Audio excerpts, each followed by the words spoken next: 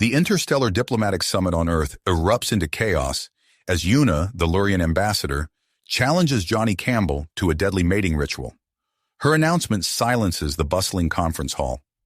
Delegates from a dozen alien species turn to stare at the human lead negotiator, his face a mix of shock and disbelief. I, Una of Luria, invoke the ancient right of Calthera, she declares, her voice ringing through the suddenly quiet room. Johnny Campbell, I choose you as my potential mate. Johnny's mind races. The Calthera, a series of increasingly dangerous trials, culminating in a potentially fatal final challenge. He's heard whispers of this ritual, but never imagined he'd face it himself. The weight of Earth's future settles on his shoulders as he realizes the implications of this moment. The Lurian High Council, seated at the head table, leans forward. Their spokesperson, a tall, willowy alien with iridescent skin, addresses the assembly. Ambassador Yuna's challenge must be honored according to our customs. Failure to do so will result in the immediate severance of all diplomatic relations between Luria and Earth. A ripple of tension courses through the human delegates. Earth's government representatives huddle together, their whispered conversation growing heated. Johnny knows they can't afford to lose the alliance with the technologically superior Lurians. The fate of humanity's place in the galactic community hangs in the balance. After a tense moment, Earth's lead diplomat steps forward. We accept the challenge, he announces, his voice strained. Outside the summit venue, word spreads quickly. Crowds gather, a mix of humans and resident Lurians. What starts as curious murmuring soon escalates into shouted arguments and pushing matches. Security forces mobilize, forming a barrier between the growing factions. Inside, Johnny is quickly ushered to a secure room. A team of human experts on Lurian culture surrounds him, their faces grim. No human has ever survived a Calthera, one of them states bluntly, but we don't have a choice. We need to prepare you as best we can. As Johnny begins his crash course in Lurian customs and combat techniques, Una meets with her advisors in a private chamber. I chose him for a reason, she explains, her luminescent eyes gleaming with determination. His skills as a negotiator, his diplomatic prowess. If he survives, he'll be the perfect bridge between our species. One of her advisors shifts uncomfortably. And if he doesn't survive? Una's expression hardens. Then Earth will have proven itself too weak for our alliance. In the following hours, as preparations for the first trial begin, intelligence reports flood in. Extremist factions on both sides are mobilizing. Some see the Calthera as an opportunity to reignite hostilities between humans and Lurians. Others view it as a chance to prove human superiority or Lurian dominance. Johnny, changing into the traditional garb for the first trial, feels the weight of responsibility crushing down on him. He's not just fighting for his life or for Una's hand in marriage. He's fighting for the future of human-Lurian relations, for Earth's place among the stars. As he steps out to face the first challenge, the roar of the crowd, a mix of cheers and jeers, washes over him. Una stands on a raised platform, her beauty even more striking in the ceremonial attire of the Calthera. Their eyes meet across the arena, and Johnny sees something unexpected in her gaze. Hope. The first trial of the Calthera begins, and with it, the fate of two species hangs in the balance. The roar of the crowd faded as Johnny was whisked away from the arena, his mind still reeling from the enormity of what lay ahead. He found himself in a sleek, high-speed transport racing towards an unknown destination. Beside him sat Dr. Marcus Chen, Earth's foremost expert on Lurian physiology and culture. We don't have much time, Dr. Chen said, his voice tight with urgency. The first trial could be upon us in a matter of weeks. We need to get you ready. The transport wound its way through a remote mountain range, eventually coming to a stop before a seemingly innocuous cliff face. As they approached, a hidden entrance slid open, revealing a state-of-the-art training facility. Johnny's eyes widened as he took in the vast complex. This is where I'll be training? Dr. Chen nodded. Welcome to your new home, Mr. Campbell. The next few weeks passed in a blur of intense physical conditioning and mental preparation. Johnny's days began before dawn, with grueling exercises designed to push his human physiology to its limits. He ran obstacle courses that simulated Lurian gravity, lifted weights that tested the very limits of his muscular structure, and practiced combat techniques against holographic Lurian opponents. In the evenings, Johnny's mind was put through equally rigorous paces. He pored over Lurian texts, struggling to grasp the intricacies of their language and customs. Dr. Chen drilled him relentlessly on Lurian psychology, teaching him to read the subtle shifts in their iridescent skin that betrayed their emotions. Remember, Dr. Chen would say, in the Calthera, understanding your opponent is just as important as physical prowess. As Johnny pushed himself to the brink of exhaustion each day, he couldn't help but wonder about Yuna. What was she doing to prepare? Did she face similar pressures from her people? Unbeknownst to Johnny, Yuna was indeed facing her own challenges. In a secluded chamber within the Lurian embassy, she stood before the High Council, her luminescent eyes steady despite the palpable tension in the room. Ambassador Yuna, the council spokesperson's voice was cold. Your decision to challenge a human has caused significant unrest among our people. Some fear you may have doomed us all to a weakened position in the galactic community. Yuna's voice remained calm as she responded, I chose Johnny Campbell for a reason. His skills as a negotiator, his adaptability, these are traits our species could benefit from. And if he fails, another council member asked. Then we will have proven our superiority once and for all, Yuna replied, though the words left a bitter taste in her mouth. Later, alone in her quarters, Yuna found herself poring over human historical texts and physiological data. She told herself it was merely to better understand her opponent, but a part of her couldn't deny a growing fascination with Johnny and his species.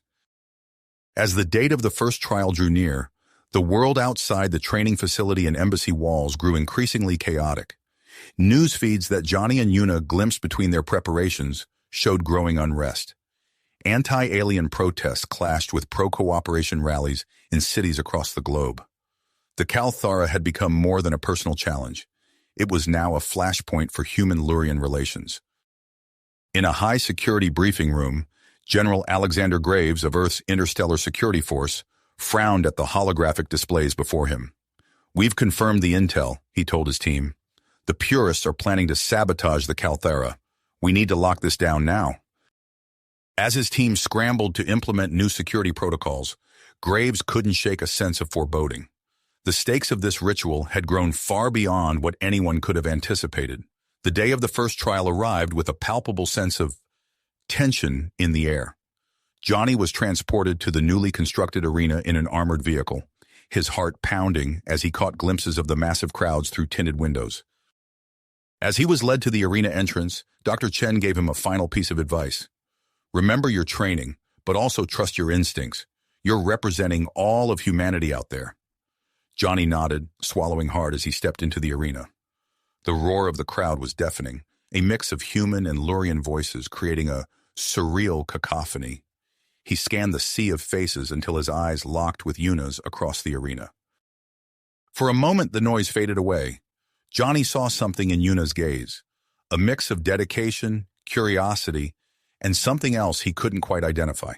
Then the moment passed, and Johnny's attention was drawn to the imposing figure of Cathor, the Lurian high priest, appearing on a floating platform above the arena. As Cathor began to recite the ancient words of the Calthera, Johnny felt the ground beneath his feet begin to shift. The smooth arena floor transformed, jagged rocks pushing up from below, deep crevasses opening in a dizzying pattern. Johnny's specially designed suit beeped softly, monitoring his vitals as his heart rate spiked. He took a deep breath, centering himself as he surveyed the treacherous landscape before him. This was it. The first trial was about to begin. As Cathor's final words echoed through the arena, Johnny tensed, ready to face whatever challenge awaited him. The fate of human-Lurian relations, the future of Earth's place in the galactic community, and the mysterious connection he felt with Yuna. All of it hinged on what would happen next. The crowd held its breath, the air thick with anticipation. Then, with a thunderous sound that shook the very foundations of the arena, the first trial of the Calthara began. The thunderous sound reverberated through Johnny's body as the arena floor began to shift. Jagged rocks erupted from the smooth surface, while deep crevasses opened up in a dizzying pattern. The once level ground transformed into a treacherous landscape that would challenge even the most agile competitor. Johnny's specially designed suit beeped softly, monitoring his vitals as his heart rate spiked. He took a deep breath, centering himself as he surveyed the hazardous terrain before him. Years of military training kicked in, his mind quickly assessing potential routes and dangers. Across the arena, Yuna's bioluminescent skin pulsed with excitement. She moved with fluid grace, her body seemingly in tune with the shifting landscape. Johnny couldn't help but admire her natural agility as she navigated the newly formed obstacles. As Johnny began to move, he felt a surge of gratitude for the grueling weeks of preparation. The obstacle courses he had run under simulated Lurian gravity now proved invaluable. He leaped from rock to rock, his movements precise and calculated. The crowd's roar faded into the background as he focused entirely on the challenge before him. Suddenly, the air shimmered, and Johnny found himself face to face with a snarling Lurian predator. Its razor-sharp teeth glinted in the arena lights, but something about its movements seemed off. Johnny's mind raced, recalling Dr. Chen's lessons on Lurian holographic technology. In a split-second decision, he charged straight through the creature, confirming his suspicion as it dissipated into particles of light. Holographic decoys, Johnny muttered to himself. A new layer of complexity added to the trial. As he progressed, real threats began to emerge. Mechanical constructs designed to mimic Lurian wildlife appeared among the holograms. Johnny's military training proved crucial as he accurately identified and evaded the genuine dangers. He caught glimpses of Yuna doing the same, her movements a mesmerizing dance of evasion and advance. The arena continued to evolve, introducing new environmental hazards. A wave of intense heat washed over Johnny, causing sweat to bead on his forehead. Before he could fully adjust, the temperature plummeted, his breath visible in the suddenly frigid air. Johnny silently thanked the Earth scientists who had designed his suit. The adaptive material adjusted to the extreme conditions, allowing him to push forward where an unprotected human would have faltered. Midway through the trial, as Johnny navigated a particularly treacherous section of the arena, a deafening crack split the air. The ground beneath his feet gave way, and he found himself plummeting towards a gaping chasm. Pure instinct took over as his hand shot out, grasping a jutting rock ledge. He dangled precariously, muscles straining to maintain his grip. In that moment of desperation, Johnny saw a flash of movement. Yuna appeared above him, her luminescent eyes wide with concern. Without hesitation, she extended her hand. Johnny looked up at her, surprise mixing with gratitude. He reached up, clasping her hand, feeling the strange texture of her skin against his own. With a strength that belied her slender form, Yuna pulled Johnny to safety. They stood for a moment, catching their breath, an unexpected connection forming between them. The crowd's reaction was a mix of gasps and murmurs, this display of cooperation clearly unexpected in the Calthera. As they continued through the trial, Johnny found himself hyper-aware of Yuna's presence. They moved in tandem, neither directly assisting the other but maintaining a strange synchronicity. The final obstacle loomed before them, a towering wall that seemed to stretch endlessly upward. Johnny paused at the base of the wall, his mind racing. He recalled Dr. Chen's lessons on Lurian bioenergy manipulation, a technique that seemed almost mystical to human understanding. Closing his eyes, Johnny focused, attempting to channel energy through his body as he had been taught. To his amazement, he felt a surge of power coursing through him. With a burst of speed that surprised even himself, Johnny began to scale the wall. His movements matched Yuna's natural agility as they climbed side by side. They reached the summit simultaneously, both gasping for breath. As they stood atop the wall overlooking the transformed arena, Johnny and Yuna shared a look of mutual respect, and something more, a spark of attraction neither had anticipated. The arena fell silent as the Lurian High Council convened an emergency session. The outcome of the first trial, a tie, was unprecedented in Calthara history. Johnny could see the confusion and excitement rippling through the crowd, humans and Lurians alike buzzing with speculation. As he was escorted from the arena, Johnny's mind whirled with the implications of what had just transpired. He had not only survived the first trial, but had matched a Lurian in their own sacred ritual. The physical and mental challenges had pushed him to his limits, but it was the unexpected moment of cooperation with Una that lingered in his thoughts. Johnny's contemplation was interrupted as he arrived at his quarters. A Lurian official approached, her iridescent skin shimmering with almost unchecked urgency. "Mr. Campbell," she said, her voice low and serious, "I am Ambassador Zara Kavath. We need to talk. The situation has become complicated." As Johnny nodded and followed the ambassador into a private room, he realized that the true challenges of the Calthera were only beginning. The physical trials, it seemed, were just the surface of a much deeper and more dangerous game of intergalactic politics. As Ambassador Zara Kavath led Johnny into a secure conference room, he could sense the tension radiating from her luminescent form. "Mr. Campbell," she began, her voice low and urgent, "the outcome of the first trial has created an unprecedented situation. The High Council is in turmoil." Johnny leaned forward, his muscles still aching from the grueling challenge. "What does this mean for the Calthera?" Ambassador Kavath's skin rippled with shades of blue and green, betraying her unease. "After hours of debate, the Council has decided to continue the ritual. Our ancient laws, it seems, allow for multiple victors in rare circumstances." Johnny nodded, processing the information. "And the political implications?" "Significant," Kavath replied. "Both humans and Lurians see the next trial as a crucial turning point. The pressure on you, Mr. Campbell, will be immense." As if on cue, Johnny's communication device buzzed. It was Dr. Chen requesting his immediate presence for an urgent training session. Over the next few days, Johnny found himself pushed to new limits. Dr. Chen's regimen now included intensive study of Lurian physiology, with a focus on potential weaknesses. "Pay attention, Johnny," Dr. Chen said, gesturing to a holographic display of Lurian sensory organs. "Their auditory and visual receptors are far more sensitive than ours. Certain frequencies of sound and light can be particularly disorienting to them." Johnny absorbed the information, his mind racing with potential applications.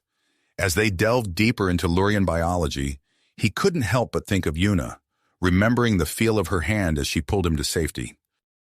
Across the compound, Una was grappling with her own internal conflict. Her advisors huddled around her, their skin pulsing with agitation. "Ambassador Una," one of them hissed, "your performance in the first trial was concerning. The human should not have been able to match you." Una's eyes flashed with defiance. "Johnny Campbell has proven himself a worthy opponent. Perhaps it's time we reassessed our views on human capabilities." Her words sent a ripple of shock through the room. Una felt a strange mix of emotions: pride in Johnny's performance, admiration for his resilience, and something else she couldn't quite name. In a bold move that surprised even herself, Una arranged a clandestine meeting with Johnny. Under the guise of a cultural exchange, they met in a secluded garden within the diplomatic compound. As Johnny approached, Una felt her bioluminescence flicker involuntarily. "I'm glad you came," she said, gesturing for him to sit beside her on a stone bench. "I was surprised by your invitation," Johnny admitted, his eyes taking in the alien beauty of the Lurian flora surrounding them. For hours they talked, sharing stories of their respective worlds. Johnny spoke of Earth's oceans and mountains, while Una described the crystal forests of her homeworld. As they conversed, the competitive tension between them slowly melted away, replaced by a growing sense of connection. Their meeting was cut short by an alert on Johnny's communication device. The second trial was about to begin. The arena had been transformed into a vast enclosed chamber. As Johnny entered, he felt a sudden shift in the air pressure. The walls seemed to pulse with hidden energy. High Priest Cathor's voice boomed through the chamber.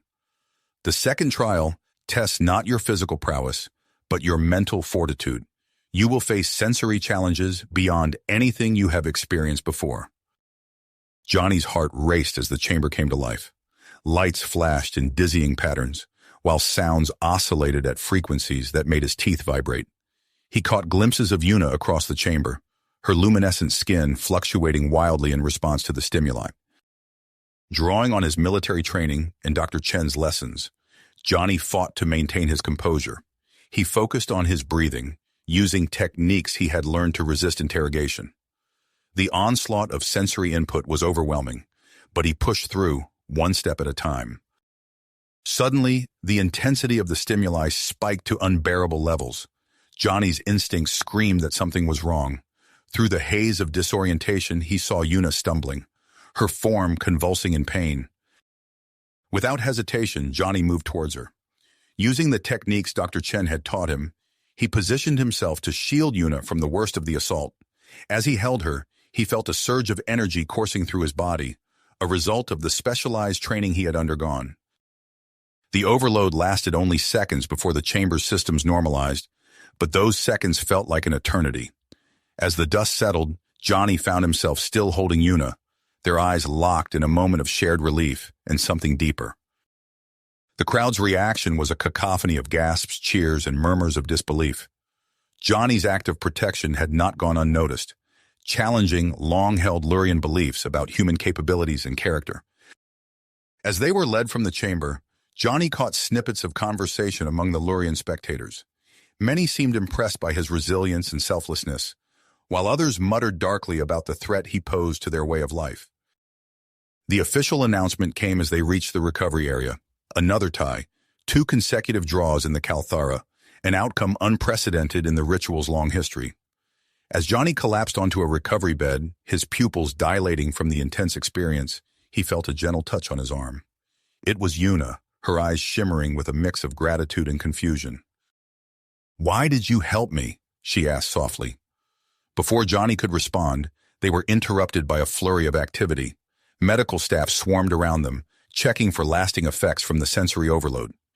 In the chaos, Johnny caught sight of General Graves, his face grim as he conferred with security personnel. As the medical team cleared him for release, Johnny found a message waiting on his communication device.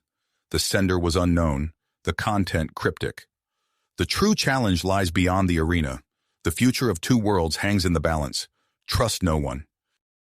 Johnny stared at the message, a chill running down his spine.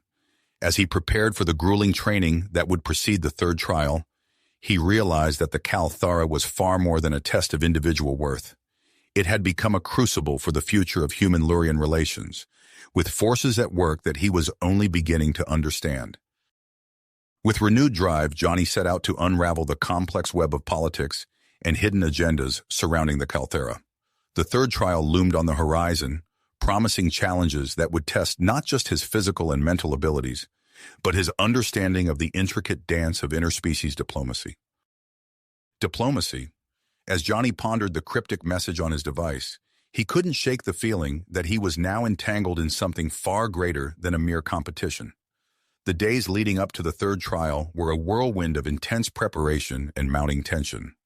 Johnny threw himself into his training with renewed vigor, pushing his body and mind to their limits under Dr. Chen's watchful eye. Yet even as he honed his skills, he found his thoughts continually drifting to Una and their shared moment in the garden. One evening, as Johnny made his way back to his quarters after a particularly grueling session, he was startled by a figure emerging from the shadows. It was Dr. Elena Petrov, her face etched with concern. "Mr. Campbell," she whispered, glancing nervously around, "I'm the one who sent you that message. We don't have much time. There's a faction of Lurian extremists planning to sabotage the remaining trials." Johnny's eyes widened as Dr. Petrov quickly outlined the plot, led by High Counselor Zarketh, to ensure his failure and humiliation. As she spoke, the pieces began to fall into place. The unexpected challenges, the near-fatal equipment malfunction in the 2nd trial. Before Johnny could fully process this information, he received an urgent request from Una to meet in secret. His mind racing, he made his way to a secluded alcove in the compound's lower levels. Una materialized from the dim light, her luminescent skin pulsing with agitation. "Johnny," she began, her voice low and urgent, "I had to warn you. There are those among my people who see you as a threat. The danger is growing with each passing day." As she spoke, Johnny found himself acutely aware of her proximity, the alien beauty of her features. Their eyes met, and suddenly the air between them seemed charged with an electric tension. For a moment they stood frozen, both acutely aware of the other's breath, the subtle movements of their bodies. With great effort, Johnny stepped back, breaking the spell. "Thank you for the warning," he managed, his voice rough. "We need to be careful." Yuna nodded, her eyes lingering on his face. "Yes, we do," she replied, her tone carrying a weight beyond mere caution. As they parted ways, Johnny's mind whirled with conflicting emotions: desire, confusion, and a growing sense of the enormous stakes at play. The next morning, the details of the third trial were announced. Johnny listened intently as High Priest Cathor outlined the challenge, a test of survival skills in an artificially created alien ecosystem. As he absorbed the information, Johnny's military training kicked in, his mind already analyzing potential strategies. The day of the trial arrived with a palpable sense of anticipation. Johnny stood at the entrance to the massive biodome, his heart pounding as he took in the alien landscape before him. Strange, phosphorescent plants pulsed with otherworldly light, while unfamiliar sounds echoed from the dense foliage. As the signal to begin blared, Johnny plunged into the hostile environment. His survival instincts sharpened to a razor's edge. He quickly began to identify potential threats and resources. He navigated through groves of razor-sharp crystal trees, their edges glinting ominously in the artificial light. Halfway through the trial, as Johnny paused to consult his map, a bone-chilling roar shattered the eerie calm. From the undergrowth burst a creature unlike anything he had ever seen, a monstrous amalgamation of teeth, claws, and rippling muscle, its eyes fixed on Johnny with predatory intent. In that moment of terror, Johnny's training took over. He dove for cover, narrowly avoiding the creature's initial lunge. As he scrambled to put distance between himself and the beast, he caught a glimpse of Yuna in the distance, her eyes wide with horror as she took in the scene. To Johnny's surprise, Yuna abandoned her own path, racing towards him. Together they faced the genetically engineered predator, their movements synchronized as if they had trained together for years. Johnny's quick thinking and Yuna's natural agility allowed them to outmaneuver the beast, leading it into a trap of quick-growing vines that Johnny had noticed earlier. As the creature thrashed in its organic prison, Johnny and Yuna shared a look of exhilaration and relief. Without a word, they continued on together, their teamwork allowing them to navigate the remaining challenges with unprecedented speed and efficiency. They reached the extraction point simultaneously, gasping for breath as the biodome's environment shimmered and faded around them. The crowd's reaction was a mix of awe and disbelief. Once again, the human and the Lurian had tied for first place. As medical staff attended to them, Johnny caught sight of General Graves engaged in a heated discussion with several Lurian officials. The general's face was a mask of awe-inspiring fury, his gestures sharp and accusatory. Amidst the chaos, Johnny felt a gentle touch on his arm. He turned to find Yuna looking at him, her eyes shimmering with an intensity that made his breath catch. "We need to talk," she said softly, her fingers lingering on his skin. "In private." As they were led away for debriefing, Johnny's mind raced with the implications of what had just transpired. The assassination plot, the sabotage trial, his growing connection with Yuna, all of it pointed to a crossroads of monumental importance. He knew that the choices he made in the coming days would not only determine the outcome of the Kalthara, but could potentially reshape the future of human-Lurian relations. As he prepared to face the consequences of their unprecedented collaboration, Johnny steeled himself for the challenges that lay ahead, knowing that the true test was only just beginning. As Johnny pondered the cryptic message on his device, he couldn't shake the feeling that he was now entangled in something far greater than a mere competition. The days following the second trial were a whirlwind of intense preparation and mounting tension. Johnny threw himself into his training with renewed vigor, pushing his body and mind to their limits under Dr. Chen's watchful eye. Yet even as he honed his skills, he found his thoughts continually drifting to Yuna and their shared moment in the chamber. One evening, as Johnny made his way back to his quarters after a particularly grueling session, a figure emerged from the shadows, startling him.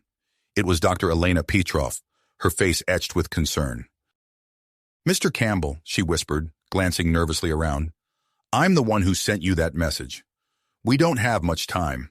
There's a faction of Lurian extremists planning to sabotage the remaining trials." Johnny's eyes widened as Dr. Petrov quickly outlined the plot, led by High Counselor Zarketh, to ensure his failure and humiliation. As she spoke, the pieces began to fall into place. The unexpected challenges, the near-fatal equipment malfunction in the second trial. Before Johnny could fully process this information, he received an urgent request from Una to meet in secret. His mind racing, he made his way to a secluded alcove in the compound's lower levels. Una materialized from the dim light, her luminescent skin pulsing with agitation. "Johnny," she began, her voice low and urgent, "I had to warn you. There are those among my people who see you as a threat. The danger is growing with each passing day." As she spoke, Johnny found himself acutely aware of her proximity, the alien beauty of her features. Their eyes met, and suddenly the air between them seemed charged with an electric tension. For a moment they stood frozen, both acutely aware of the other's breath, the subtle movements of their bodies. With great effort, Johnny stepped back, breaking the spell. "Thank you for the warning," he managed, his voice rough. "We need to be careful." Una nodded, her eyes lingering on his face. "Yes, we do," she replied, her tone carrying a weight beyond mere caution. As they parted ways, Johnny's mind whirled with conflicting emotions, desire, confusion, and a growing sense of the enormous stakes at play. The next morning, as Johnny grappled with the implications of Dr. Petrov's warning and his encounter with Una, he made a decision. He needed to share this information with someone he could trust. Taking a deep breath, he requested a private meeting with General Alexander Graves. In the secure confines of the general's office, Johnny relayed everything he had learned about the assassination plot. Graves listened intently, his weathered face growing grimmer with each passing moment. "This is worse than we feared," Graves said, pacing the room. "If Zarketh's faction succeeds, it could plunge our species into war." He turned to Johnny, his eyes steely. "We need to act, but we must do so without compromising the Kalthara. The diplomatic implications are too significant to ignore." After a moment of contemplation, Graves nodded decisively. "I'm authorizing a covert joint human-Lurian task force to investigate and thwart this plot. We'll need to work closely with moderate Lurian factions we can trust." As they discussed the details of this clandestine operation, an announcement echoed through the compound. Johnny and Graves exchanged puzzled glances as they listened to High Priest Cathor's voice. "Attention all participants and observers of the Kalthara. In light of recent unprecedented events, the Council of Elders has decreed a change to the traditional format. A fourth trial will be added to break the ongoing tie and determine a definitive outcome." The compound erupted into a buzz of excitement and speculation. Johnny felt a mix of anticipation and dread as Cathor continued. "The fourth trial will test cultural understanding and adaptation. Participants will navigate complex social situations in both human and Lurian contexts. This trial will commence in 3 days' time." As the announcement concluded, Graves turned to Johnny, his expression grave. "This complicates things, but it might also provide an opportunity. We'll need to accelerate our plans." Johnny nodded, his mind already racing with possibilities. "I'll need to intensify my cultural training with Dr. Chen. If I can master Lurian customs quickly enough, it might give us an edge in uncovering Zarketh's plot." Over the next 3 days, Johnny immersed himself in a crash course on Lurian culture.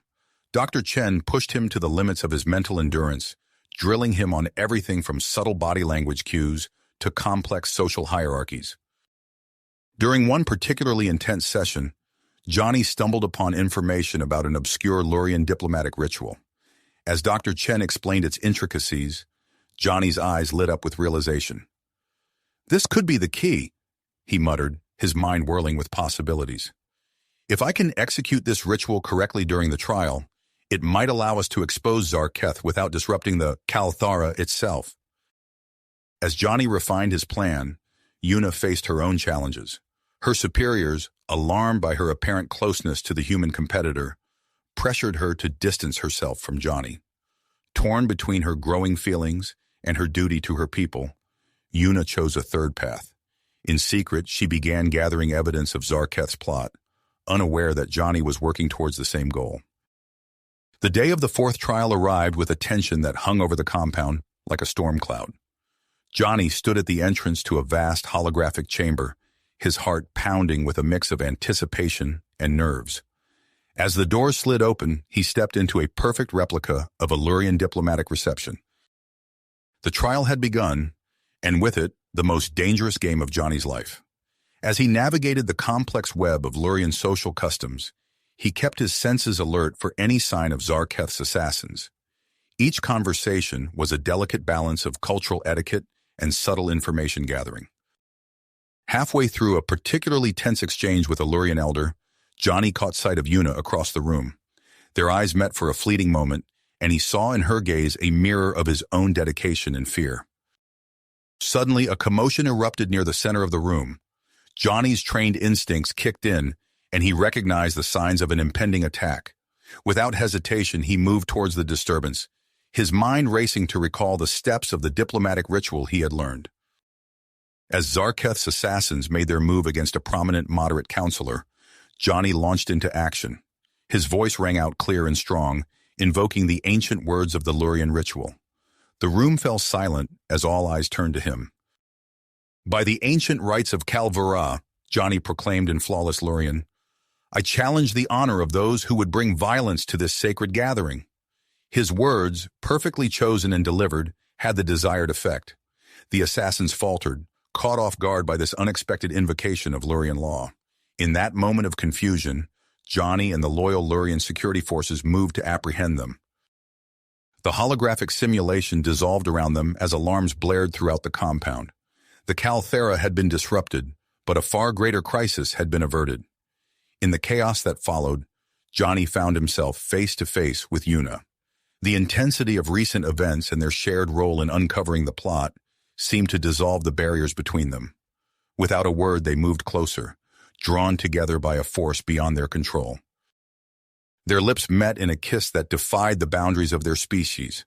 For a moment, the universe seemed to narrow to just the two of them, a human and a Lurian finding connection amidst the stars.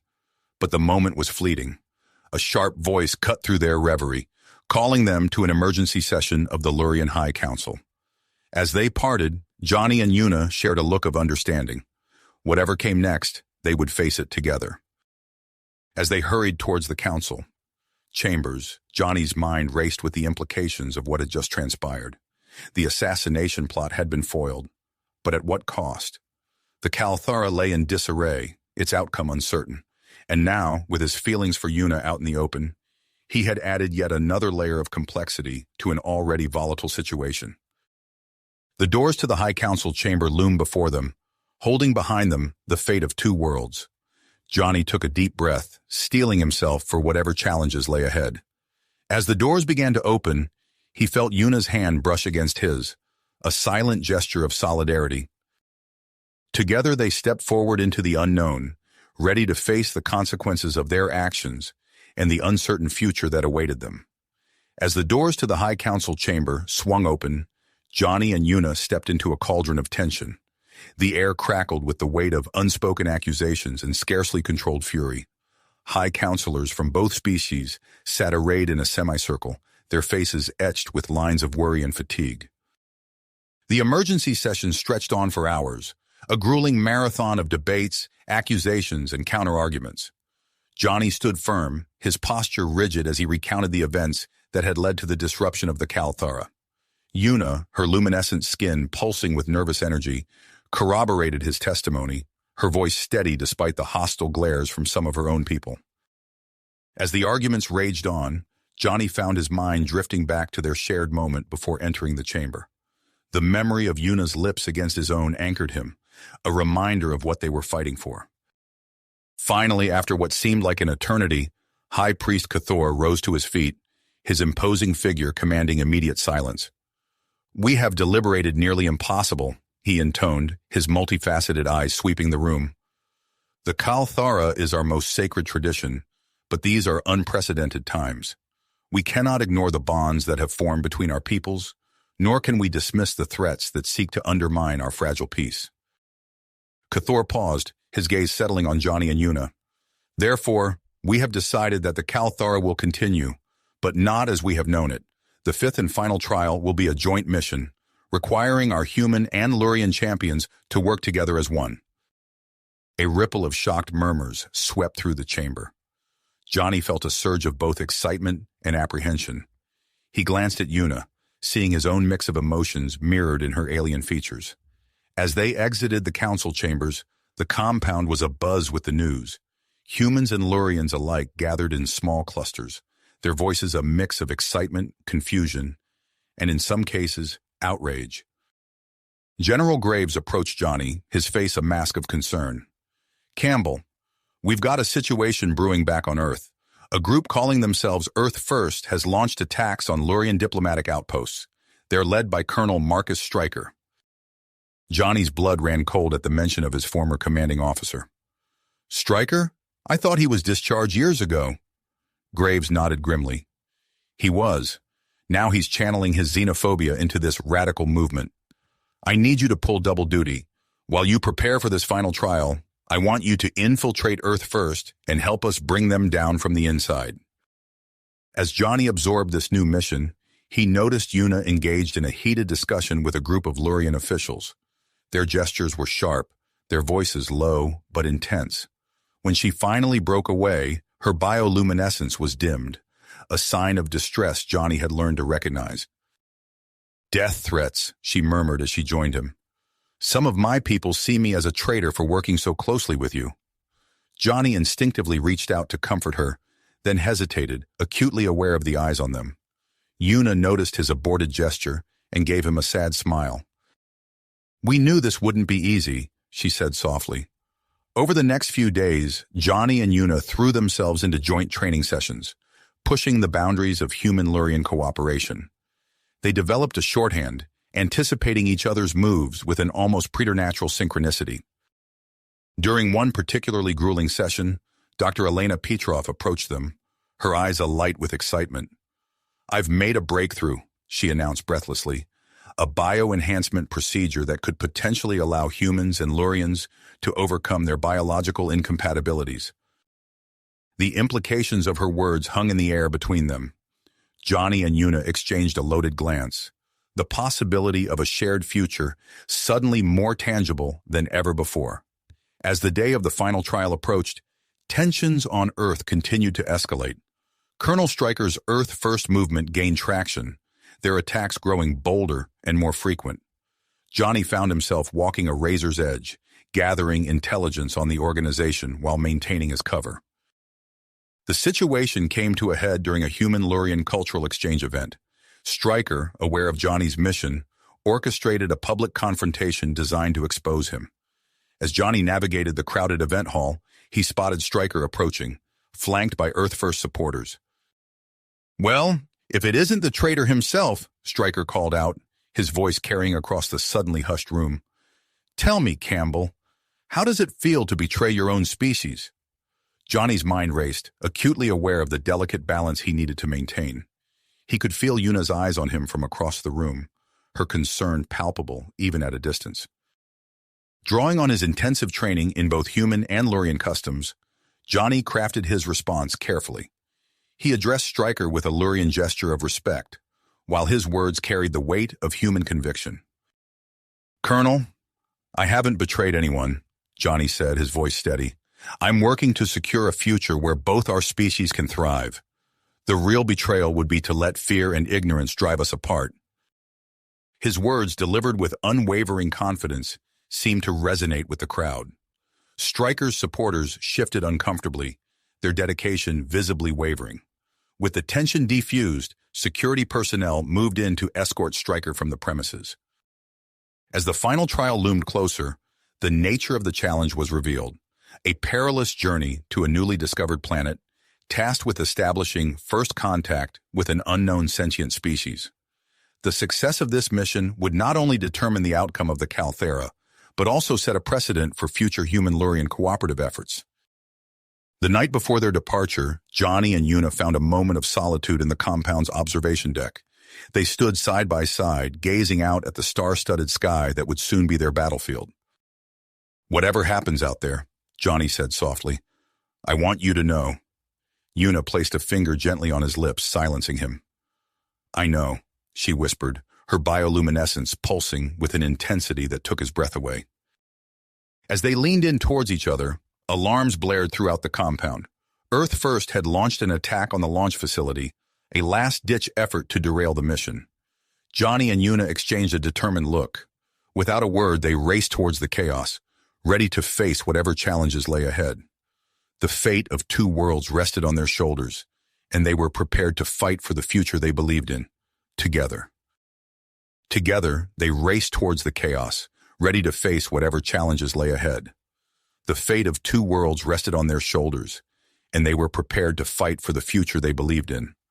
As they sprinted through the compound, alarms blaring and emergency lights flashing, Johnny and Una encountered a scene of utter pandemonium. Earth First operatives had breached the facility's outer defenses, and the air was thick with smoke and the acrid scent of weapons fire.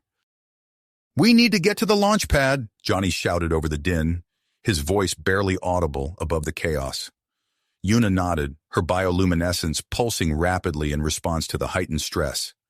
They weaved through panicked personnel and debris-strewn corridors, their movements in perfect synchronization.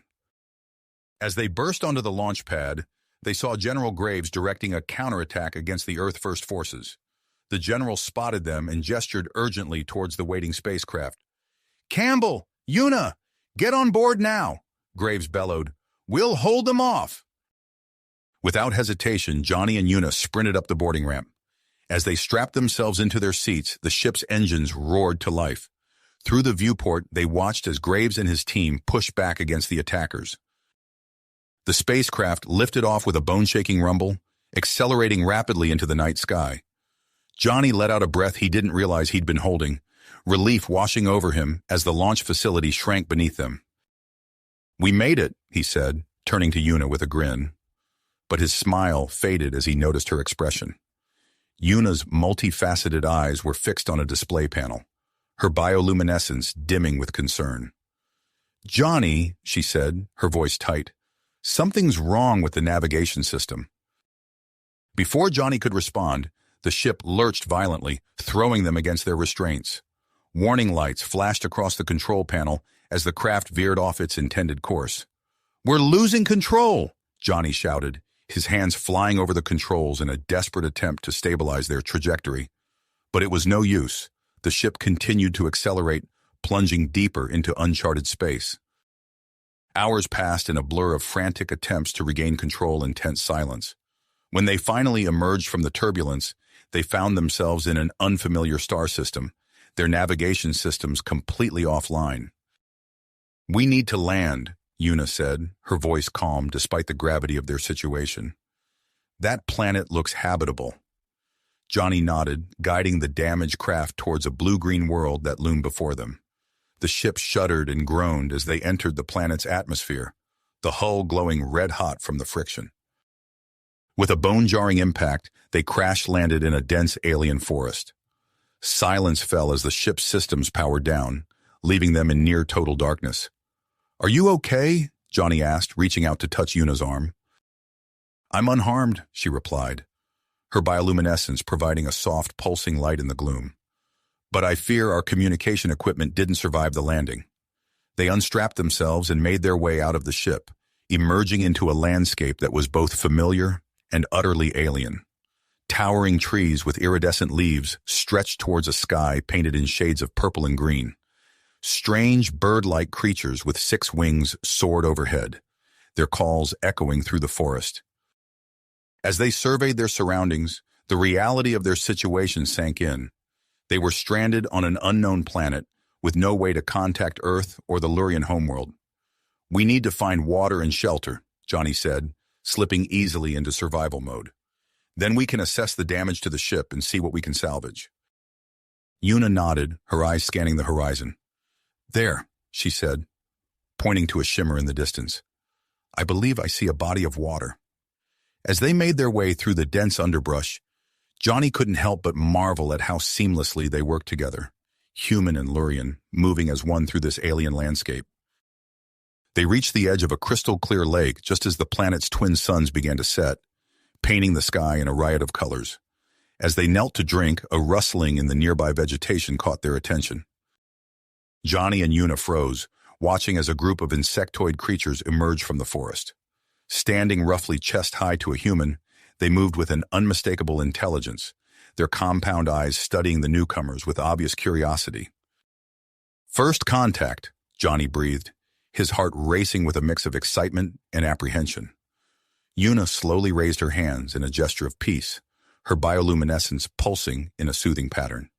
"Hello," she said softly, knowing they wouldn't understand her words, but hoping her tone would convey their peaceful intentions. The lead insectoid tilted its head, antennae twitching. Then, to Johnny and Una's amazement, it mimicked Una's gesture, raising its front appendages in a mirror of her posture. As night fell on this strange new world, Johnny and Una found themselves facing an unexpected twist in their mission. The final trial of the Calthera had become something far more complex and potentially momentous than either of them could have imagined. With no way to contact their homeworlds and an entire alien species to navigate, they knew the challenges ahead would test them in ways they couldn't yet fathom. But as Johnny met Una's gaze in the fading light, he felt a surge of perseverance. Whatever lay ahead, they would face it together. Together, they would persevere through whatever challenges this alien world presented. As days turned into weeks, Johnny and Una established a routine, dividing their time between repairing their damaged ship, exploring their surroundings, and building a rapport with the insectoid species they had come to call the Zorak. One morning, as they ventured further from their crash site than ever before, they stumbled upon a series of ancient ruins hidden deep within the forest. The structures were unlike anything they had seen on the planet so far, with smooth, metallic surfaces that seemed to defy the passage of time. "This architecture," Una mused, her bioluminescence flickering with excitement, "it's far more advanced than anything the Zorak could have built." Johnny nodded, running his hand along one of the walls. "You're right. This has to be the work of another species. But who? And where are they now?" As they delved deeper into the ruins, they discovered a hidden chamber that took their breath away. The room was filled with what appeared to be advanced alien technology, each artifact emitting a soft, pulsing glow. "Incredible," Johnny breathed, his eyes wide as he took in the sight. Una moved towards a pedestal at the center of the room, where a peculiar device sat. It was roughly the size of a human hand, with intricate patterns etched into its surface. As she examined it closely, her multifaceted eyes widened in recognition. "Johnny," she called, her voice trembling slightly. "This device, it bears a striking resemblance to Dr. Petrov's bioenhancement prototype." Johnny hurried over, his heart racing as he saw the similarities. "You're right, but how is that possible? Could Dr. Petrov's research have been based on alien technology all along?" Before they could discuss further, a commotion outside caught their attention. The Zorak, who had been calmly observing their exploration of the ruins, suddenly became agitated. Their antennae twitched frantically, and they began to make high-pitched clicking sounds. Johnny and Una rushed outside to find the Zorak gesturing urgently towards the sky. Following their gaze, they saw a familiar sight that filled them with both hope and apprehension: a spacecraft entering the planet's atmosphere. "The rescue mission," Johnny said, his voice a mix of relief and tension. "They've finally found us." Una's bioluminescence pulsed rapidly. "We should head back to the crash site. They'll likely land there first." As they made their way back through the dense forest, Johnny couldn't shake a sense of unease. The discovery in the ruins and the timing of the rescue mission felt too coincidental. Something wasn't right.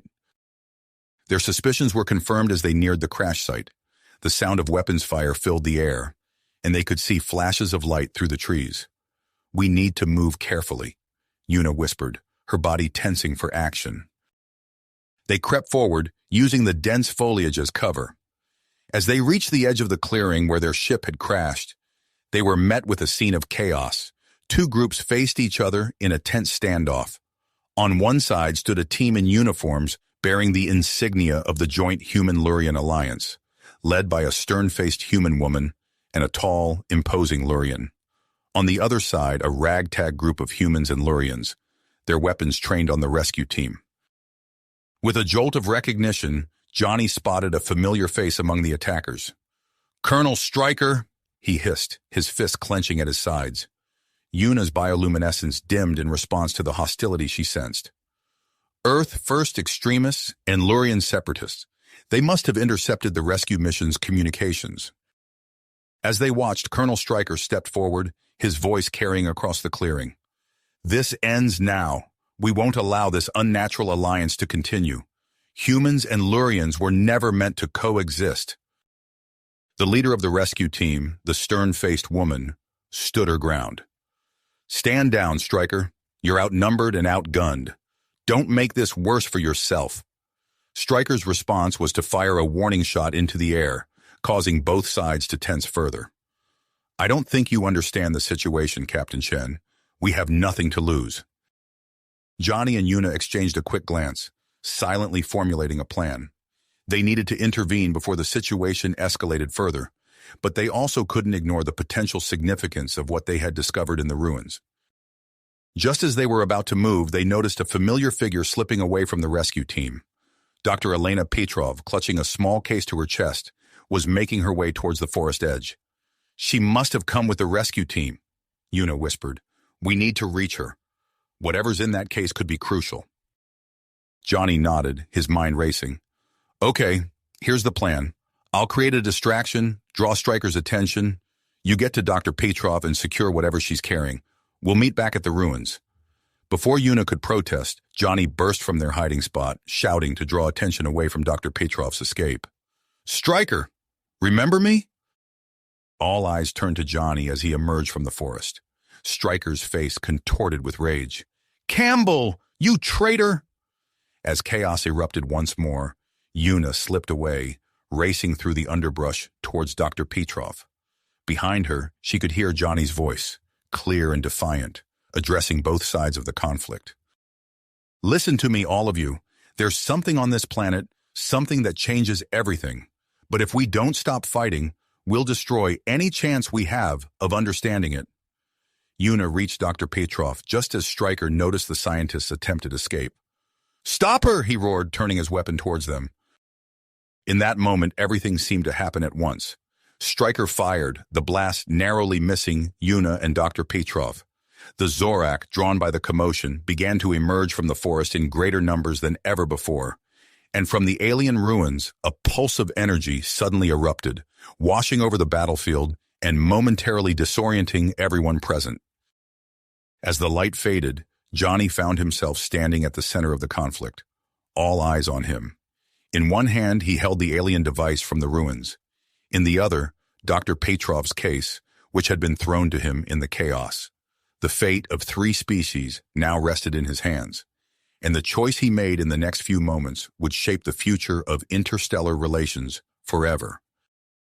Johnny's mind raced as he stood at the center of the conflict, the alien device in one hand and Dr. Petrov's case in the other. The weight of the moment pressed down on him, the fate of 3 species hanging in the balance.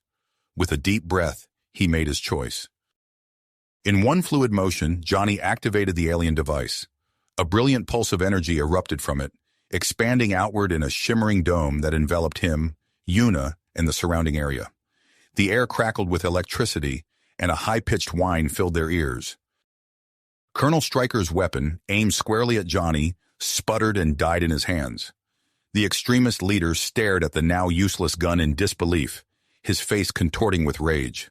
As the energy field stabilized, Johnny and Yuna felt a strange sensation wash over them. Their vision blurred, and they swayed on their feet, momentarily disoriented. When the effect subsided, they exchanged glances, both sensing that something fundamental had changed within them. Stryker, seething with anger, barked orders to his followers. Attack! Take them down! Chaos erupted as the extremists charged forward. Captain Chen and her team moved to intercept, creating a protective barrier around Johnny and Yuna. The sound of energy weapons and shouted commands filled the air. Johnny and Yuna, still adjusting to the strange sensations in their bodies, joined the fray. As they moved, they noticed an unprecedented level of coordination between them. It was as if they could anticipate each other's movements, reacting with inhuman speed and precision. A group of extremists cornered them near the edge of the clearing. Johnny ducked under a wild swing, his body moving with a fluidity he'd never experienced before. Beside him, Yuna's bioluminescence pulsed rapidly, as she deflected a series of attacks, her movements a blur. As they fought back-to-back, Johnny felt a strange connection forming between them. He could sense Yuna's intentions, almost as if they shared a single mind. Their attacks flowed seamlessly, one picking up where the other left off. The Zorak, drawn by the commotion, emerged from the forest in greater numbers. Their compound eyes took in the scene, antennae twitching with curiosity. Suddenly they began to intervene, using their natural abilities to confuse and disorient Stryker's forces. Brilliant flashes of bioluminescence strobed across the battlefield, disorienting the extremist. The air filled with pheromones, causing several of Stryker's men to stumble and lose focus. This unexpected alliance tipped the scales in favor of Johnny, Yuna, and the rescue team. Amidst the chaos, Dr. Elena Petrov broke free from her captors. She clutched her prototype serum close to her chest as she made her way through the melee, dodging energy blasts and grappling combatants. Her eyes locked onto Johnny and Yuna, recognizing the potential of combining her research with the effects of the alien device. "Johnny, Yuna!" she called out, her voice barely audible over the din of battle. "I need to administer the serum.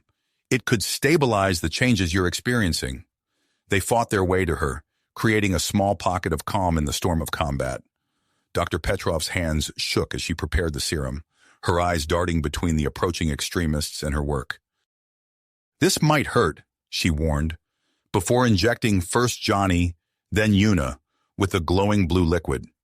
The effect was immediate and intense. Johnny felt as if his veins were on fire, every cell in his body screaming in protest. Beside him, Yuna's bioluminescence flared so brightly, it momentarily blinded those nearby. They clutched each other, riding out the wave of pain and disorientation. As the initial shock subsided, Johnny and Yuna stood straighter, their bodies humming with newfound energy. The changes were evident. Johnny's skin now had a faint, pulsing glow, while Yuna's eyes had taken on a more human appearance. They had become something new, a perfect blend of human and Lurian physiology. With their enhanced abilities, Johnny and Yuna turned the tide of the battle. They moved in perfect synchronization, their attacks flowing like water. An extremist charged at them, energy weapon raised. Johnny ducked, allowing Yuna to vault over him, her foot connecting solidly with their attacker's chest. As the man stumbled back, Johnny swept his legs out from under him. Their enhanced senses allowed them to perceive the battlefield in ways they never could before. Johnny could see the faint trails of pheromones left by the Zorak, while Yuna could hear the subtle shifts in air currents caused by incoming attacks. As they fought, they became aware of a new connection forming between them. Thoughts and sensations flowed freely from one to the other, creating a level of coordination that seemed almost supernatural to those watching. Colonel Stryker, seeing his forces faltering, made a break for the tree line.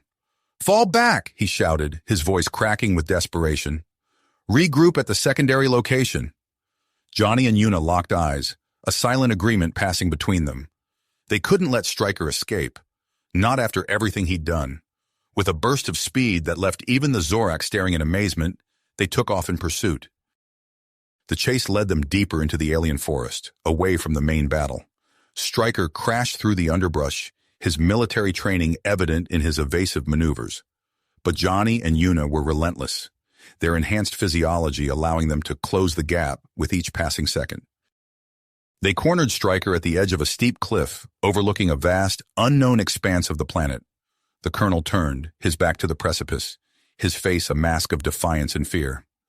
"It's over, Stryker," Johnny called out, his voice carrying an otherworldly resonance that surprised even him. "Surrender now." Stryker's response was to charge forward, his fists raised. "I'll die before I let your unnatural alliance succeed."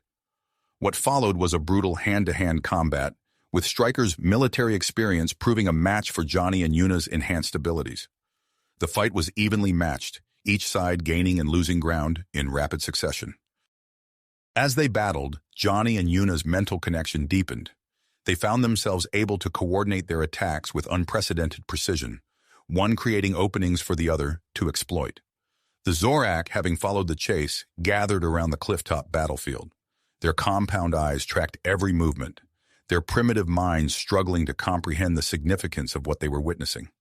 Some began to mimic the fighting stances and techniques they observed, marking the first steps in a profound leap in their cultural and physical evolution. As the fight with Stryker reached its climax, Johnny and Una stood poised on the brink of victory. Their enhanced strength and abilities gave them the power to end the threat Stryker posed once and for all. But with that power came a weighty decision, one that would shape the future of human-Lurian relations and their own place within both societies. The fate of Colonel Stryker, and with it the future of interspecies cooperation, now rested in their hands. Hands. They exchanged a glance, their newfound connection allowing them to communicate without words. In that moment, they made their choice. Johnny lowered his hands, the alien device and Dr. Petrov's case held loosely at his sides. "It's over, Stryker," he said, his voice carrying a strange, otherworldly resonance. "You've lost." Stryker's eyes darted between Johnny and Una, his face contorted with a mix of fear and defiance. He lunged forward in a desperate attempt to grab the alien device, but Una was faster. She sidestepped his attack, using his momentum to flip him onto his back. As Stryker hit the ground, the gathered Zorak chittered excitedly, their compound eyes fixed on the scene unfolding before them. Johnny and Una stood over the fallen colonel, their bodies humming with newfound power. "We could end this right now," Una said, her bioluminescence pulsing with intensity. "After everything he's done, no one would blame us." Johnny nodded, feeling the weight of the decision. He could sense Una's thoughts, her conflicting emotions mirroring his own. Then, almost in unison, they stepped back. "No," Johnny said firmly. "We're better than that. We won't stoop to his level." Una extended a hand to the prone Stryker. "It's time to face justice, Colonel. The right way." Stryker stared at the offered hand, his expression a mix of confusion and disbelief. After a moment's hesitation, he grasped it, allowing Una to pull him to his feet. Captain Sarah Chen approached, her team flanking her. "We'll take it from here," she said, producing a pair of energy cuffs. As she secured Stryker's hands behind his back, she turned to Johnny and Una. "You two, what happened to you?" Before they could answer, Dr. Elena Petrov pushed through the crowd, her eyes wide with excitement. "It worked!" she exclaimed, reaching out to examine Johnny's faintly glowing skin. "The combination of the alien device and my serum, it's created something entirely new." Kavor, who had arrived with the rescue team, approached cautiously. His antennae twitched as he studied Johnny and Una. "Fascinating," he murmured. "You appear to have elements of both human and Lurian physiology." As the immediate threat subsided, Johnny and Una became acutely aware of the changes in their bodies. They felt stronger, faster, and more alert than ever before. Johnny flexed his hand, watching as a soft light pulsed beneath his skin in rhythm with his heartbeat. Una gasped as she caught her reflection in a piece of polished alien technology. Her eyes, once purely Lurian, now had a more human-like appearance. She turned to Johnny, her voice filled with awe. "Can you feel it? The connection between us?" Johnny nodded, closing his eyes to focus on the strange sensation. It was as if a bridge had formed between their minds, allowing thoughts and emotions to flow freely. "It's incredible," he whispered. Dr. Petrov was practically bouncing with excitement. "We need to run tests, analyze the full extent of these changes. This could revolutionize our understanding of both human and Lurian biology." Kavor nodded in agreement. "Indeed, the implications for interspecies relations are significant." As the humans and Lurians discussed the next steps, the Zorak began to approach Johnny and Una. The primitive aliens moved with a mix of caution and reverence, their antennae quivering as they reached out to touch the hybrid couple. Johnny and Una stood still, allowing the curious Zorak to examine them. Through their enhanced senses, they could perceive the complex pheromones the aliens were releasing, a mixture of awe, curiosity, and something akin to worship. "They see us as something more," Una said softly, her eyes meeting Johnny's. He nodded, feeling the weight of responsibility settling on his shoulders. "We need to be careful. Whatever happens next, we have a duty to protect them." Captain Chen, having secured Stryker and his remaining followers, approached the group. We need to report back to command. They're going to want to know about all of this. She gestured broadly at Johnny, Una, and the gathered Zorak. As if on cue, a communication device on Kavor's belt chirped. He activated it, his antennae twitching as he listened to the message. The Lurian High Council has called an emergency session, he announced. They're sending a delegation to assess the situation personally. Johnny and Una exchanged a glance, their newfound telepathic link buzzing with shared apprehension and excitement. They stood at the precipice of a new era in human-Lurian relations, their very existence a bridge between two species. Dr. Petrov cleared her throat, drawing their attention. Before anyone arrives, I think we should begin our analysis.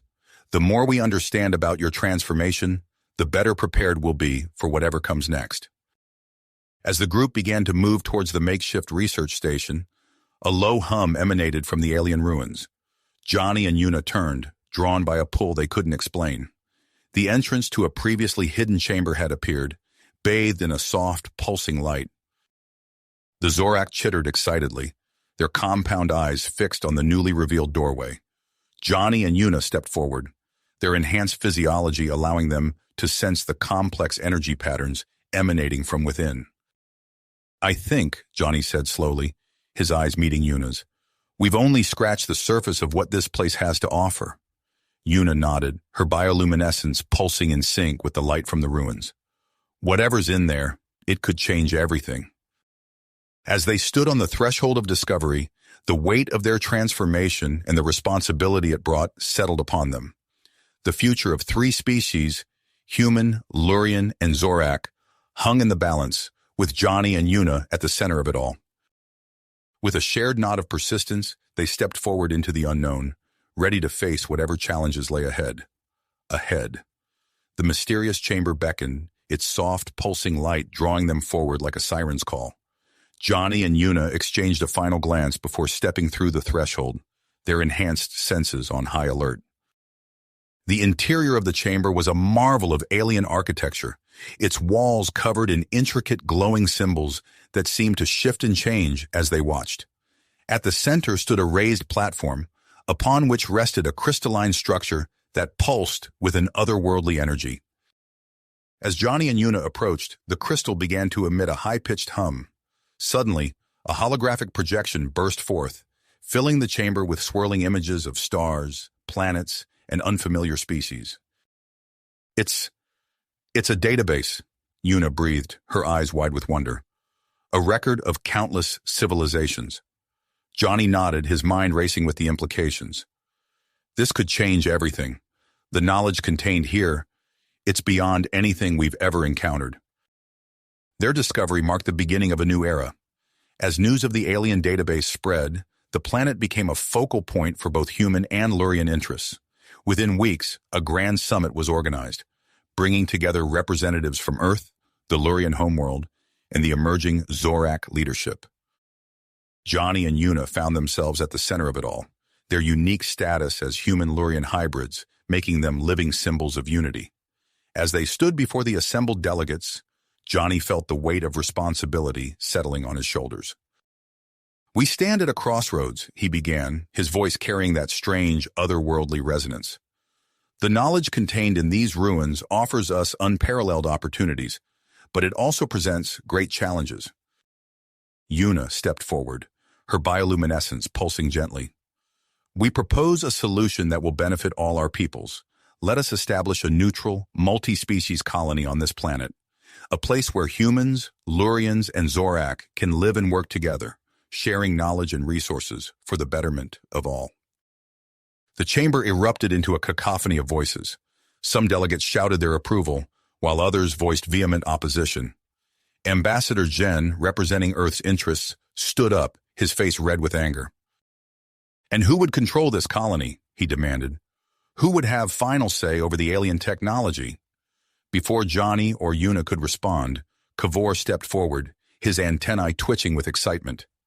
Perhaps control is the wrong approach, he said. What if we viewed this as an opportunity for true collaboration? As the debate raged on, Johnny and Una found unexpected allies in Dr. Petrov and Captain Chen. Together, they worked tirelessly to address concerns and build support for their proposal. Days turned into weeks as negotiations continued. Johnny and Yuna's unique perspective as hybrids proved invaluable, allowing them to bridge gaps between human and Lurian viewpoints. Slowly but surely, they began to win over key decision-makers.